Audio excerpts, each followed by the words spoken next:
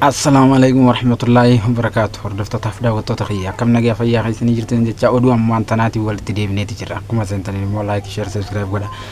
Diyoo eegalaan isiniin jira. Chaanaala keenya YouTube kiyya dabalatu bira oduuwwan adda addaa ni argattan jeetii yaada. TikTok kiyya kana warningii ture jira waan ta'eef koppii liinkii isaas godha. Irra deebi'aatii koomentii jalattis waan adda barreessan jira. Oduu amma tanaa kanisii qabadee adda keessaa tokkoffaa.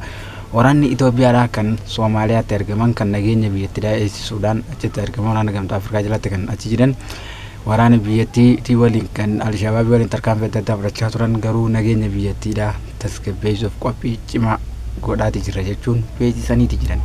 Kanatti aansuun immoo Masriin meeshaa lolaa jechuudha gadi baasuudhaan kana Soomaaliyaatti erginee Soomaaliyaadhaaf nageenya eeguudhaaf deemna jechuun Masriin meeshaa waraanaa ajaa'ibaa ta'e kana gadi diroonii fi akkasumas xayyaara helikoophtaraa fi makiinota meeshaa waraanaa xixiqqaa lafarraatii fi hunda qopheessaniiti jiran.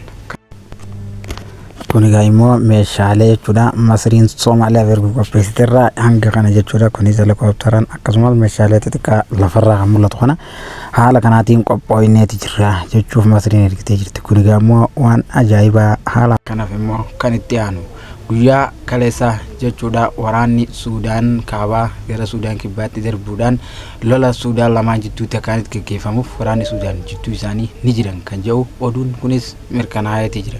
Lammiileen Suudaan kibbaa Suudaan kaabaa waliin lola akkaaniif jiranis humnoonni Riphee Saafoort jedhamu beeksiseeti jira. Kanatti aansuudhaan Turkiin loltoota Soomaaliyaadhaa kanneen hojjettoota galaanarraa kan ta'an jajjabeessuudhaaf jecha tarkaanfii cimaa isinis fudhachaadhaati jirti. Kun immoo waan akkaan nama ajaa'ibsiisuu fi wanta kan namatti ta'e kana itti aansuudhaan itti gaafatamaan paartii warraaqsa uummata Itoophiyaadhaa kan jedhamu obbo Yeshaaw Laggasaa to'annoo seeraa jala oole jechuun isaatis dhagahameeti jira. Kunis oduu ammaan tana qabannee isiniif dhiyaanne keessaa kana irrattiinis wantoota isin dhibe maraafis akkasuma oduuwwan adda addaa kan isinitti tole nuuf ergaa like, share, subscribe godhuudhaas hin dagatinaa isiniin jenna.